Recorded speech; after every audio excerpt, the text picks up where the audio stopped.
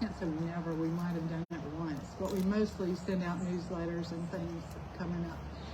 So I want to do a short introduction of Karen. Somehow Karen was one of the first people when I decided to do this. I don't totally remember when I met Karen the first time, but I knew right away she was somebody I wanted to know and be around. And we were on the phone all the time, right? Linda said, "What are you talking about now?" So I have this really, she's going to talk about her art, but I have this very strong appreciation for what I call citizen scientists. People that are on the ground every day looking at what's happening with the water, what's happening with the springs, what's happening with the manatees, what's happening with the weeds that are clogging the river. And that's Karen. Karen and Erica. Erica's here tonight too. Erica, Captain Erica. These two ladies, they're out there, they're letting us know what's happening. And that is so, so important. But Karen's just been such a resource and taking key leaders out on tours. If you know somebody that needs to do that, we have amazing tour set up that we use these two captains with, and it really has changed mine. So if you think of somebody that really needs to do that, it's not, if you haven't been doing it, it's never too early or too late to reach out and touch your legislators from your area. We've heard a couple of them. We kind of go about things in a fairly polite way. That's just the way we've decided to do business. But you gotta raise some noise, but politely, if that makes sense. So it's time to really raise our voices and make some phone calls to your legislators and let them know this needs to be the year. So, but Karen has been a major part of that. I was looking at artists in our lineup here, and so many of them can do like 5 or 6 different types of art, you know, and Karen's going to show you that. I'm just amazed, you know, she really loves being captain, but when you look at, she's a graduate, she's a native Floridian, graduate of Ringling, fell in love with Silver Spring. She'll talk about that in this area, but just such a wisdom and knowledge that I just constantly calling her for help. So I'm just delighted. I'm glad we got the PowerPoint up, because that will tell you a story that just is absolutely amazing. So big round of applause for Karen Chadwick.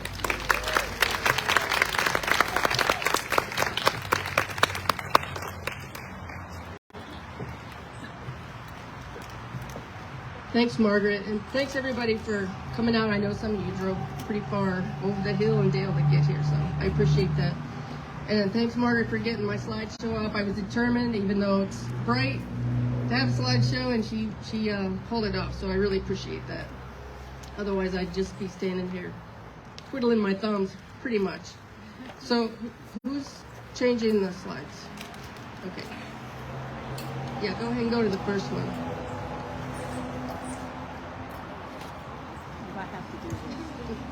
Shirley!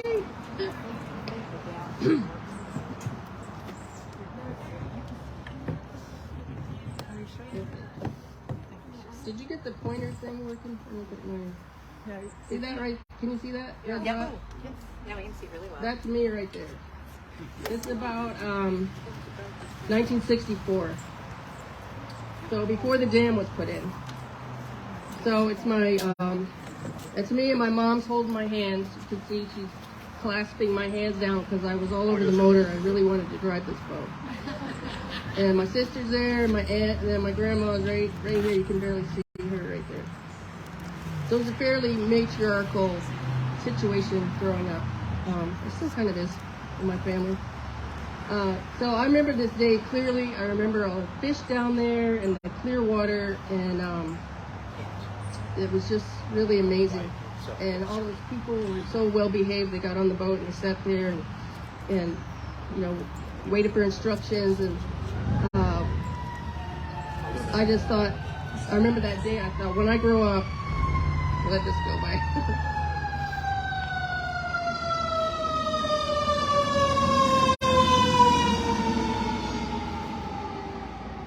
So I thought, I remember this day, I thought, when I grow up, I want to have a boat where I can take people out and enjoy the water somewhere. We lived in Sarasota.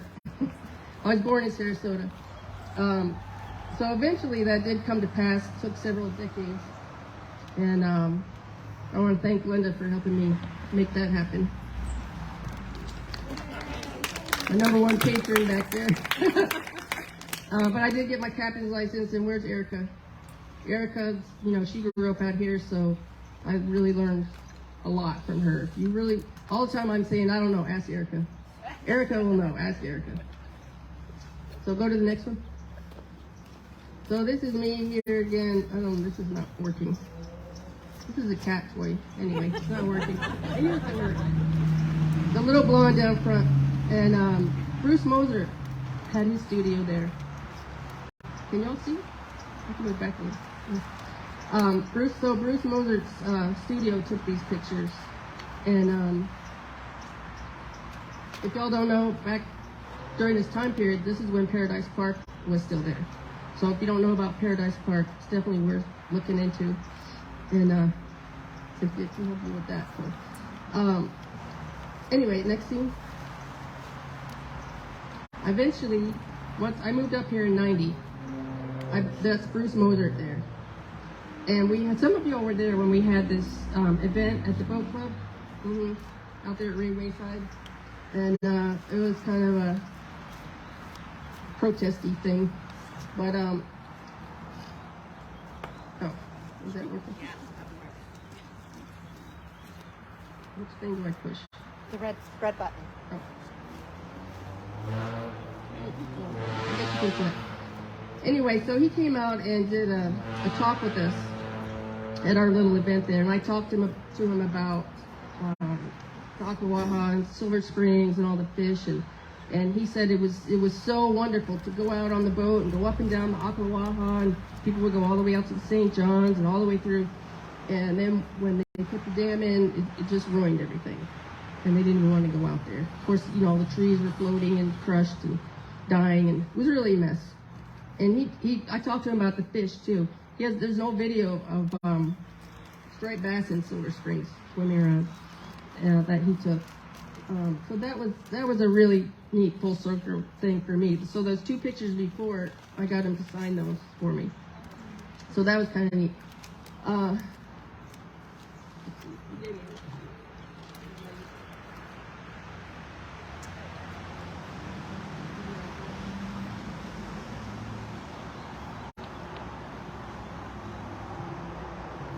Okay, so that's Silver Springs, Silver River, on the far end. So we're talking about this great Florida riverway and the connection between Silver Springs, Silver River, and Ocklawaha, and the St. Johns River, all the way out to the Atlantic.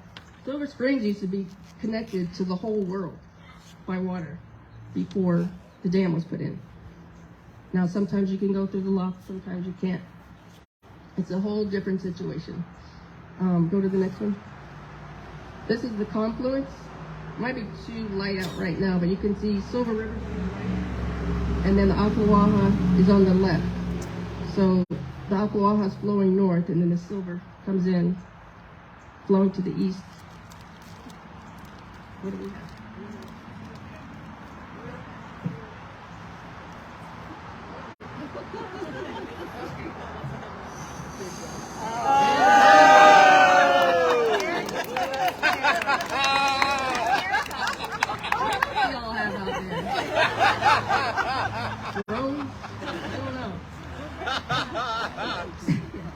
Well, I burn a hole in the screen.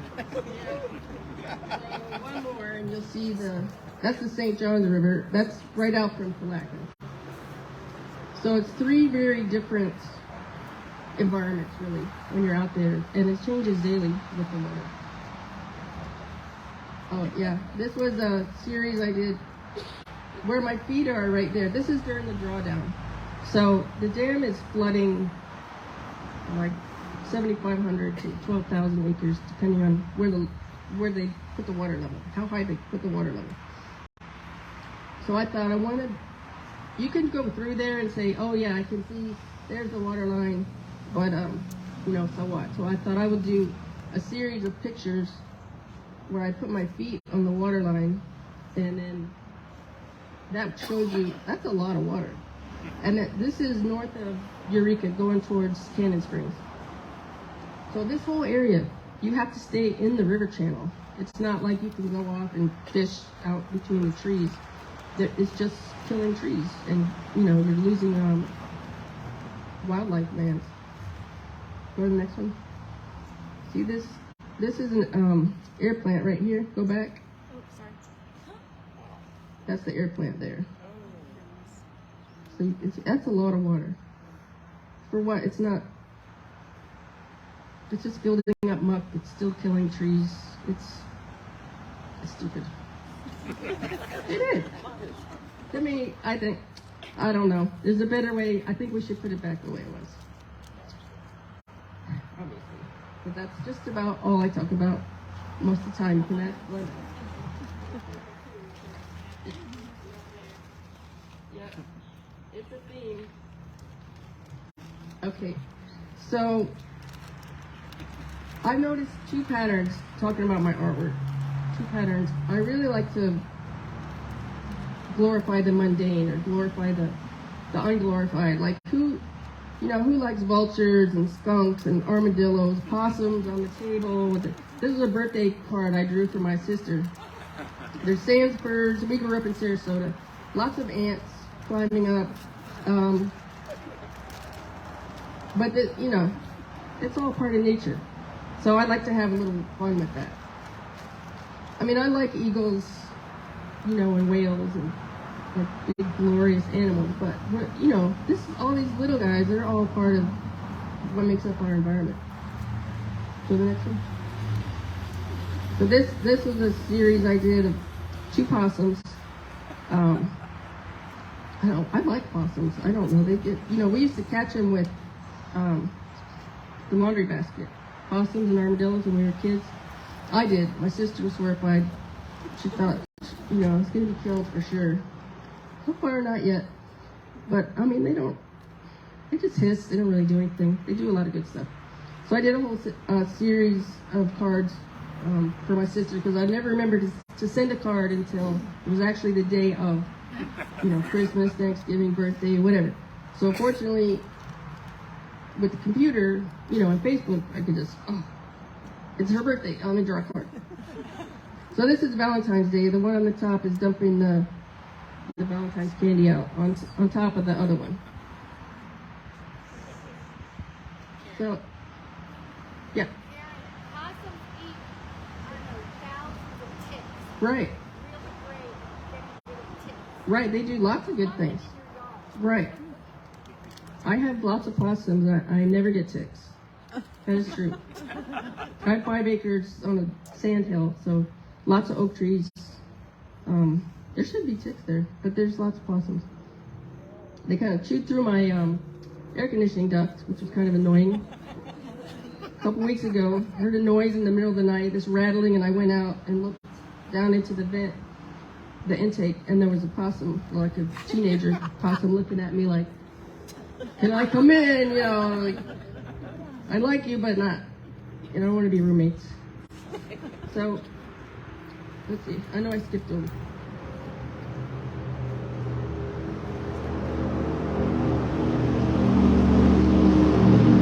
To back up a little bit, when I was in school, so the dam was put in, and the river was blocked in 1968. So I was already going to school by then, just a little bit. And I remember our teachers, we had 2 big threats they were always talking about. The Russians, we would get under the desk, so we'd protect ourselves from the Russian nuke bombs.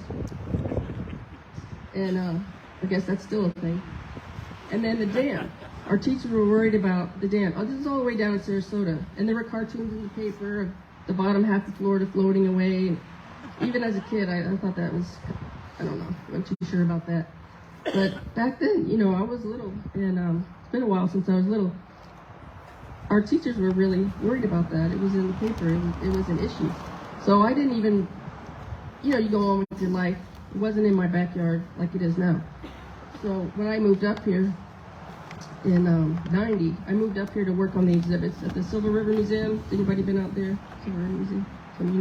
Yeah. So when that Guy Marwick hired me to build a lot of exhibits out there, so I just moved up here.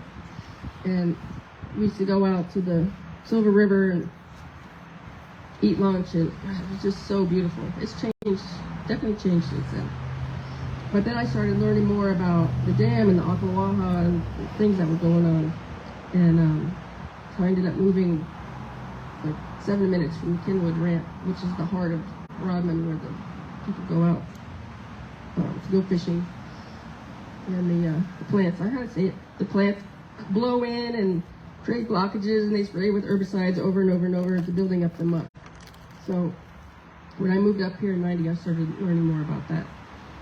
But I ended up going to Ringling. I applied for a scholarship, but I was refused a scholarship because my portfolio was too diverse. So I was like, well, 17 years old, I mean, I haven't really honed in on what my thing is, you know, at 17. I pretty much just had all of my assignments in art class. It's about the only class I did care about. History, I liked, and art class. Forget the rest. So I was like, well, diverse, you know, isn't that a good thing? I don't know. So they didn't think so. So I didn't get the scholarship, but my van broke down, so I did end up going to Ringling. Because I was just going to head west till I ran out of money. That was my plan, you know, see the world, see what happens. But I'm glad I went to Ringling. I really enjoyed it. I got my degree in sculpture and like a secondary in painting. But it was good exercise. I did learn a lot there. Okay, let's go ahead. Okay, so I moved up here. This is me. Y'all know Guy Marwick? Guy Marwick, he's very thorough in his research. He said, I want you to build a sinkhole exhibit, just a part of one. So we're going to go out to a lime rock mine, and I want you to show how when the water perks down here through the soils, it dissolves the limestone. So then you get these little peaks. And sometimes the fossils will settle down over the eons into those little pits, and then they get covered up. So he said, run up there and see if you can find any fossils. So I didn't, but somebody took that picture. But, so we were pretty thorough in our research. Go ahead. So this is making the sinkhole exhibit. I just thought it might be fun to see like the process. If you've been out there, see the process of how things get done. So this guy is welding. I don't know why I'm measuring. It's just kind of a free-form thing. I don't know. Maybe just for the picture it looks, you know, like, yes, we know what we're doing. So I went down to the Ocala caverns. Y'all know where that is? There's trees growing down over the limestone. So I made molds of the trees because I wanted to be super realistic. I didn't want to just sculpt it.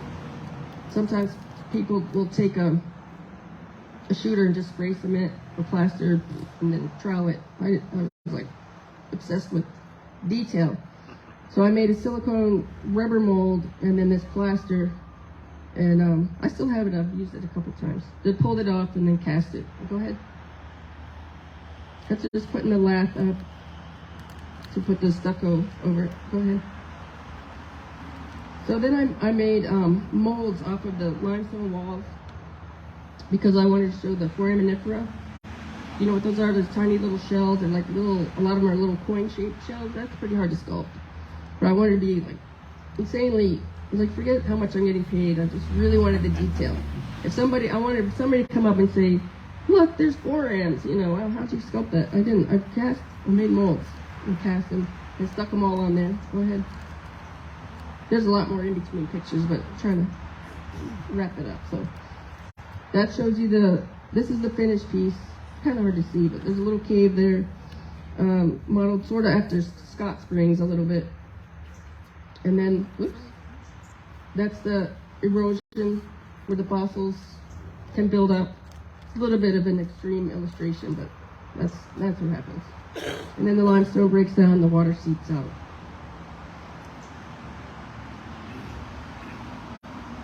So I've put a lot of fossils together over the years. And a lot of them are, the full skeletons you see, a lot of them are plastic. They're different types of plastic, resin.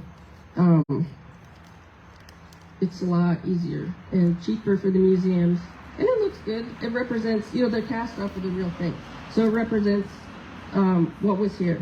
So the Columbian mammoth is what's in the Silver River Museum. I'm not sure what's next. Go ahead. Oh, yeah. So here's the skeleton.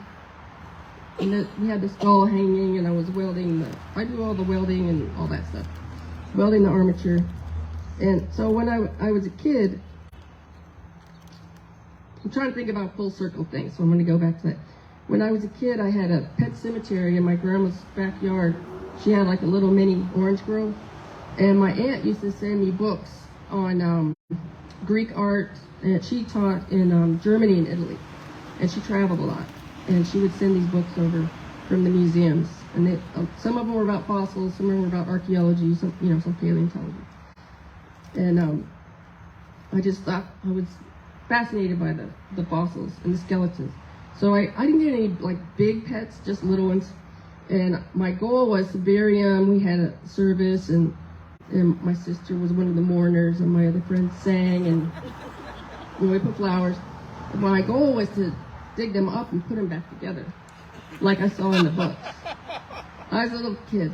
Well, she ended up, I don't know, something happened. She moved in with us. I never did dig them up. But I still always wanted to do that. And I remember I was little, and I'd be pacing out by the old 50s Rambler. What do I want to be when I grow up? Do I want to be an artist or an archaeologist? Artist, archaeologist. I didn't really know what paleontology was.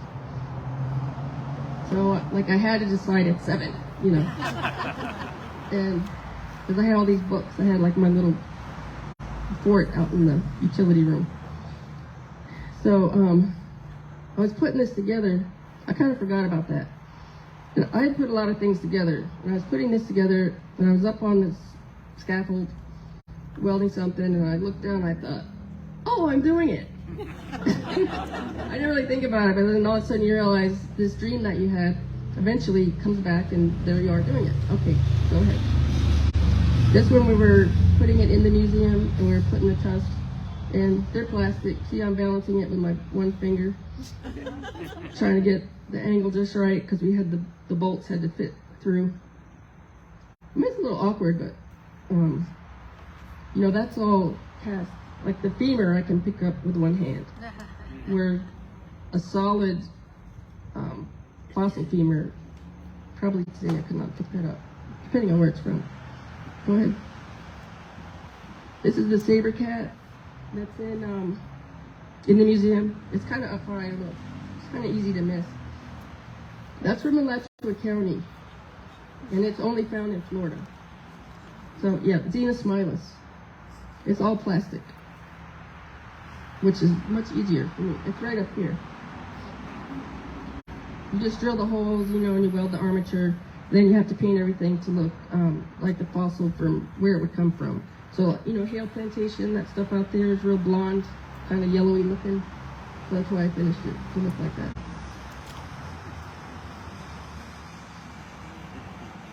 Go ahead. Oh, well, this is the jaw that's in the museum, Silver River Museum. So these are cast teeth. I got one.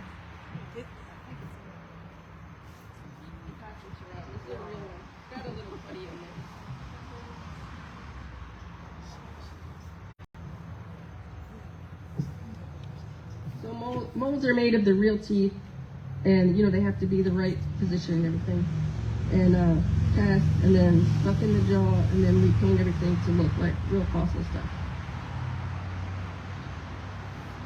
This is one, can't really tell the size here. This went to Moat Marine, and they wanted this finished with an exterior finish, so it could be rained on. You could just leave it outside.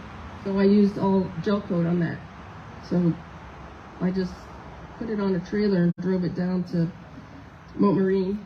It was out open, because any kind of trying to cover that up, it would just shred it, because they're cast off the real teeth and they're really sharp, so it just would rip it up.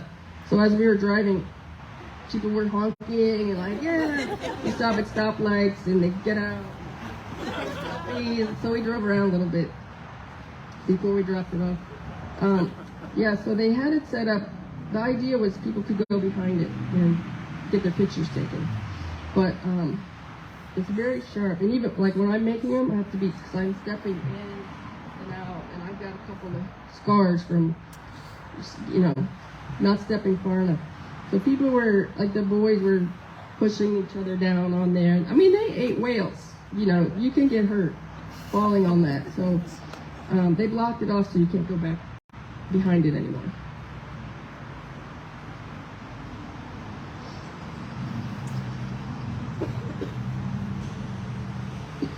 This is the Wilson Cypress Mill. Oh, sorry.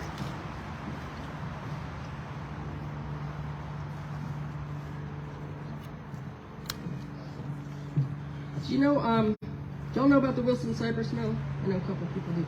If you're going over the bridge in Palatka to East Palatka and you look to the south, there's a cove there. It's just all wild. It looks like nothing ever happened there. This used to be there in that cove. And they had these long docks that came way out. And go to the next one.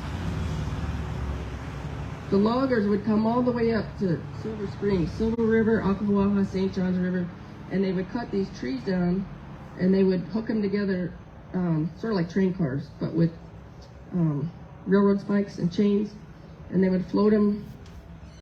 The Ocklawaha flows north and then east. They'd float them all the way out to the St. John's. They'd go back again and take them to the mill. This white stuff here, that's those logs that are floating. And so you can see all this lumber stacked up. They would make all kinds of timbers and the little shakes for roofs, the little cypress shakes, and ship it out by boat. That's why they're all out on these docks out here. So in the 40s, they ran out of trees. When you see the cypress trees now along the Silver and Ocklawaha, St. John's, that's all second growth. That's all. Those were little when they stopped, and so they closed down in the 40s. They pulled all this timber up from the dock. They sold the timber, and they tore down a couple of buildings. They sold the timber from the buildings, and just went out of business. So over the years, all those trees have grown back in. There used to be a few little islands out here, but the storms have washed them away. But it's just piles of cutoffs. Let me show you this one here.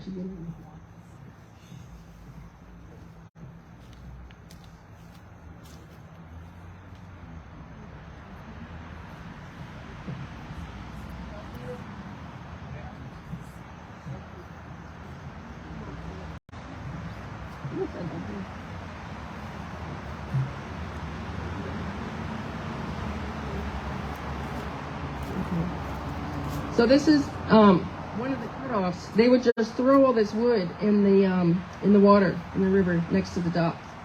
And so I got this idea, I wanted to get some of that. So this is one of the pieces. It was all underwater, you can't see anything. So I got permission from the previous landowner, and I would get in the water and shuffle around with my feet so I could move something, not barefoot. And she would stay in the boat with the paddle because the little alligators would come up, curious, smack the water. And then so I would pull up pieces.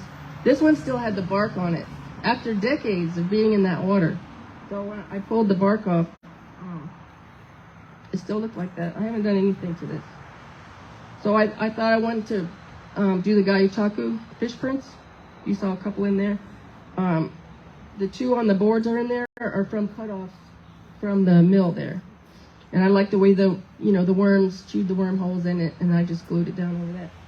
So the St. John's is a 100-mile long estuary, fresh and salt water mixing, lots of fish and crabs and shellfish thriving, hatching, hopefully thriving. Definitely some water quality issues. So talking about full circle, I thought I'd put some fish prints on the boards that came from the river. Of course, this fish is more from up towards the Atlantic. They don't really come down too far south. But I know some people, like the redfish that are in there on the wall, some people have caught redfish right outside of Wilaka in the St. John's. So the saltwater fish do come down there.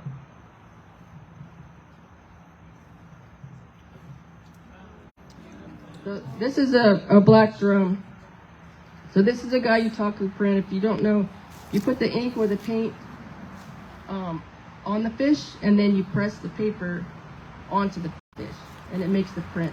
Then you have to, you have to draw the eyes on. They won't print.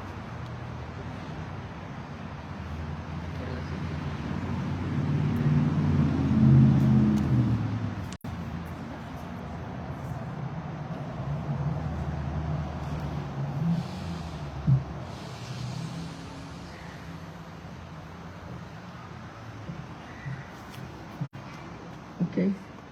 What did I miss? I was catching up to you. What do you think? Okay, go ahead.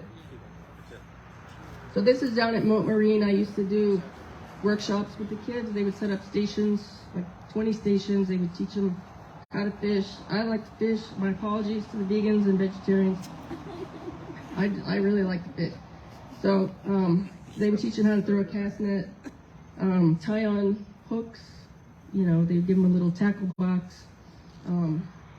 Boys and girls, everybody, they would bring classrooms out. So there's my niece there helping me. She's got a degree in environmental science now. And the kids were really good. We used bait fish, so it was real fish. It could be kind of gross. I know some teachers use the little rubber fish to do it in the class. It's a lot cleaner and healthier for the fish too. Go ahead. So that's a sturgeon on one of those planks from the river, from the Wilson Cypress Mill. I really like to incorporate, I don't know why, like a natural edge and an industrial and man-made, woman-made, finished, whoever did it, edge. I don't know why. I like stone, Gayutaku wood, wood carvings are all like that. Has a live edge on most of them. Something about the interface of human and animal. I don't know what it is, but I like it. So this is a sturgeon from Moat Marine. They raise sturgeon there for food. Don't know that downstairs? Yeah, it's a funding thing. Yeah, these are Russian. They're grown. Just for that. Okay, go ahead. Yeah, that's the Wilson Cypress Mill. It's milled on the ends, and then it's just kind of nature carved redfish. Go ahead.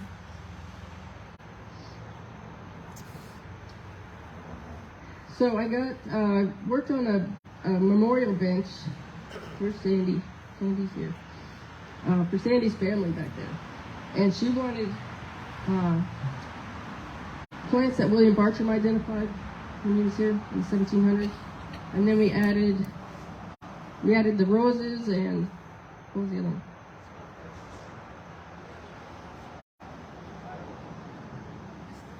Just the rose, okay. There's a swamp rose. It's really pretty. There's some on the Ocklawaha. There's one right at the confluence of the Ocklawaha and Silver River. They only bloom in the spring, so they're thinking maybe when he was here he missed it because it wasn't blooming at the time.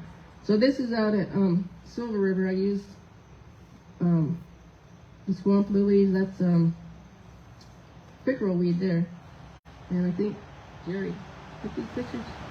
Jerry or her sister took these. So, I can look up, it's great on the phone. I used to have to collect magazines and cut out pictures and for reference, in the shop, or go to the library. Oh, it's exhausting to think about it now. Now on the phone, I can just look up, and anything, and zoom in and really see the structure of things. But it's not like, I don't know, something about when you go out and you actually look at it, it's like my eyes make it like sort of a 3D impression of it or something. I don't know. It's not like looking at an image, on a screen. So I took pictures of the flowers, and I was glad nothing got me. You never know, it does happen. Go ahead. So this is the wood. This is from up in Melrose. This was a big oak tree that fell during a storm. And the guys have a sawmill up there, so they just cut it up and threw it. It wasn't covered or anything. It was out in the open. So it wasn't in the best shape, but it worked out pretty good. There's the bench. Go ahead. So what I do is I carve the flowers or whatever on the wood. And then I brought a couple of tools. I use an angle grinder just to block things out. And a Dremel. You just kind of scoop the wood out. I don't use a chisel. I can't stand that. Chiseling things, it's like abusive on the material. Like stone carving. I look at stuff like Bernini, that carved Daphne and Apollo, and she's turning into this laurel tree. Little limbs. I mean, they didn't have Dremels. I mean, I don't know how they did that. That is like, I think aliens helped or something. I don't know, how would you do that? I have little racks. Imagine filing those leaves. It would take so long. These are Italian rasps here, by the way. They're hand pressed. So each little chink is offset from the others. Commercial ones, like this is a crappy commercial one. It goes through a roller and it presses the little nibs that stick up. So when you go to carve something, might be too much detail. You go to carve something, it makes a groove. It carves a memory into the wood or the stone. And then it goes back into it. And then so you're fighting to get rid of the groove. If you ever do any of this stuff, get the Italian handmade ones. They just kind of like dance over. It doesn't make a memory. If you try it, you'll know what I mean. And they still make them. I was looking at the catalog today, like $25. I've had these for decades. I can still open paint cans with them. And I can use them for a few things. Excuse me. So this is the finished bench here. It's got spatterdock and the lilies and cardinal flower. There's the rose. All kinds of stuff. So that's 6 feet long. Are you ready? Yeah, go ahead. So stone, to me, it's the ultimate. I like sketching, drawing possums, doing wood carving, all kinds of things, welding, all that stuff. But stone carving, when you cut a stone, it's gone whenever you took away. You can't start over. Like Michelangelo said, and he's got a point. I'm paraphrasing here. You just take away the excess. It's in there. You just take away what's not the figure. So I try to do that. So this, go back one more. I really like, I don't know why, relief. Maybe it's from going to art school and looking at all that Byzantine stuff. I don't know. Relief sculpture, you kind of have to use isometric perspective. I don't know if you know what that is. It's sort of an oriental technique. Instead of everything diminishing in the background, everything's the same size. I don't know how else to explain it. But the wood carving is like that. It's sort of like isometric perspective. So to try to make it a little bit 3D when it's only like, I don't know, 3/8 of an inch deep, it's a fun little challenge. So a friend of mine called me some years ago and said out of the college they were getting rid of the stainless lab tables, getting rid of the soapstone lab tables, diatite, with a hard soapstone. And they were out by the dumpster if I wanted to get them. Well, stone's expensive. I don't know if you ever try to buy sculpture stone. It's, more than butter. And its rocks are heavy. It's very expensive. They sell it by the pound. So I thought, well, that's great. So I ran down there and got these. And I wanted to do some of the little critters, that live in low oxygen situations, like in the Ocklawaha, because the dam's there. Anyway, go ahead. So I had that one piece. I cut it off with the diamond blade, the angle grinder. So I have a crayfish is coming up to get the mosquito fish. That would be like a scene that plays out probably right now as we're sitting here. Go ahead.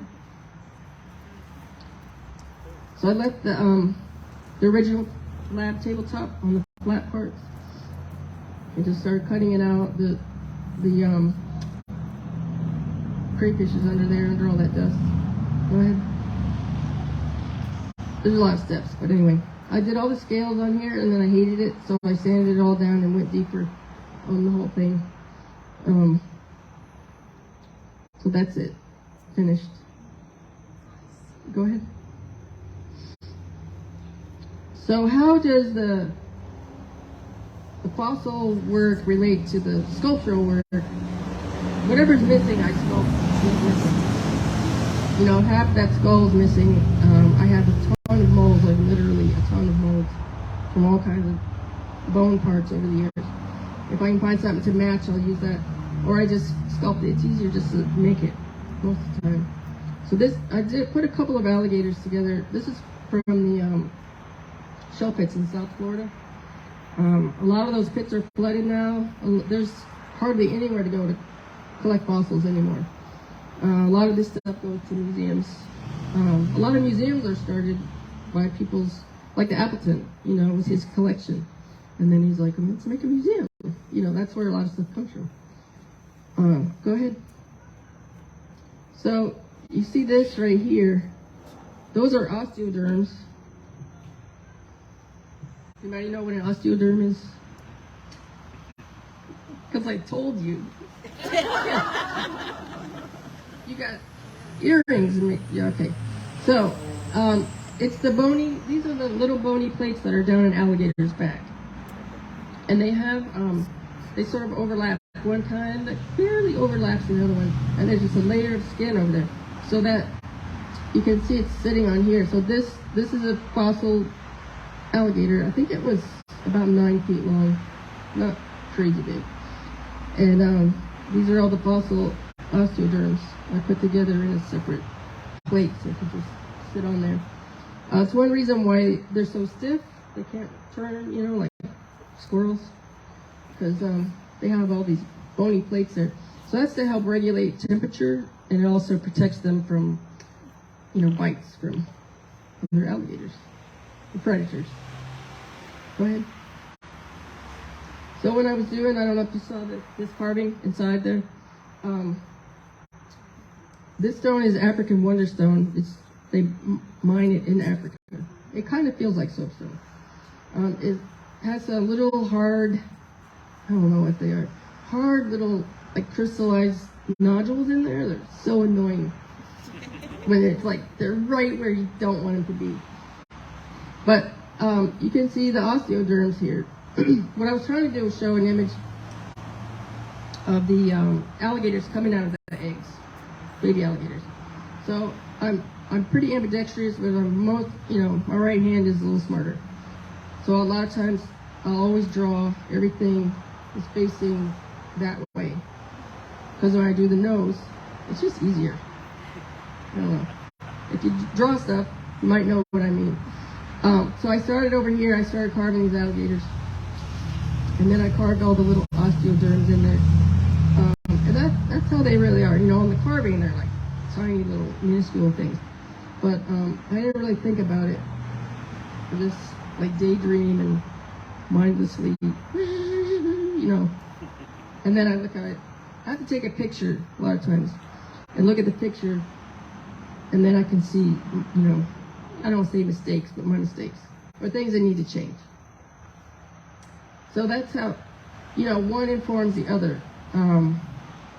Working on all these bones and animals and seeing how things articulate, it does help with the carvings. But for me, stone is, you know, that's the ultimate material. It's very unforgiving. You know, once you do it, it's done. Same with wood, but wood's like, I don't know. Wood's okay. It's just not permanent. Like worms are not going to eat that stone. You know, rain, whatever. There's some stones, like a lot of the marbles. Now with the acid rain, they're really starting to deteriorate. But stone, just, I mean, how it even exists is pretty amazing. Like amber was, you know, I got my aunt's amber necklace on. It's a beautiful little carving. It's not really a carving. It's sap, you know, it's resin from a tree turned into sort of a stone. So, nature, I mean, you know, it's amazing. Silver River, Ocklawaha, St. John's Dam, you know, I want to see it back beautiful like it could be. Thank you. I guess I should say any questions. Oh. I was going to say, when I do the boat trips, I have this little kit of fossils you can come up and look at. These are all from the Ocklawaha and the St. John's River. Mammoth, mastodon teeth, giant ground claw. How big is the giant sloth? Yeah. The Rematherium was the tallest one. It was like 14 feet tall. Standing up. Yeah. Any other questions? This is a patella, a kneecap from mastodon from the Ocklawaha River. You can see on the back the facets there, how it goes to the leg. This stuff, you know, I take kids out, and the kids are like, oh, so boring on this boat. Oh, kill me now. They just like, oh. So then I show them this stuff, and I tell them, we could be going over anything. Look at this stuff. And then their imagination starts to get going. You know, it's alligators, giant beaver, camel, manatee. Don't let anybody tell you there's no manatee bones in the Ocklawaha. There's tons, like literally, it's littered with manatee bones. I have a couple of teeth that are unerupted and it's spit out. When the manatees get older and they chew for so long, they spit out their teeth. This one was from a juvenile, it hasn't been chewed on yet. Neat stuff. Any other questions? Anybody? So I've said it all, I guess. Karen, what's your favorite part of the Ocklawaha? What part of it do you just, I've got one day to go, what am I going to go look at if it was you? I'm enchanted by the confluence. I take a lot of pictures of that. It's different every day, every hour. You know, when the sun moves, the light comes up underneath that dark water coming out and illuminates. It's amazing.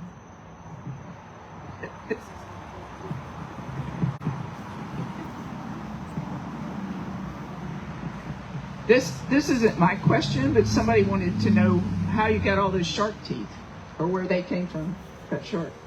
A lot of them are from South Carolina, but they do find them in the St. John's River, and in Gainesville in the creeks. I don't know, not that big, but something about South Carolina, there was a lot of teeth there. So the teeth for all these jaws, they're cast. You get a set. Like a lot of them, they're broken, so I'll repair them. Then when you cast them, you can't tell what's real and what's not. Where is that tooth, by the way? The big one.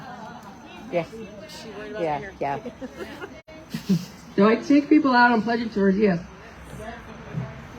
Yeah. There you go, Shirley. There's my number right there, in case you need it.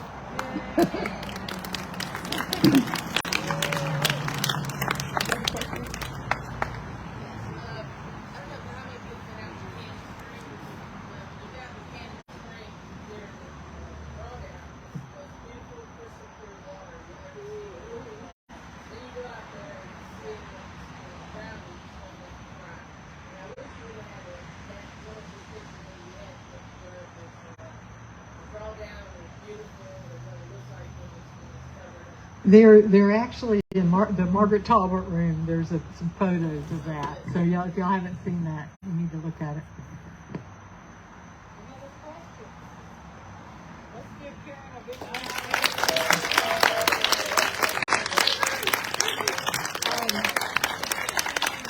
We will stay open for a while if anybody came late and wants to do a tour.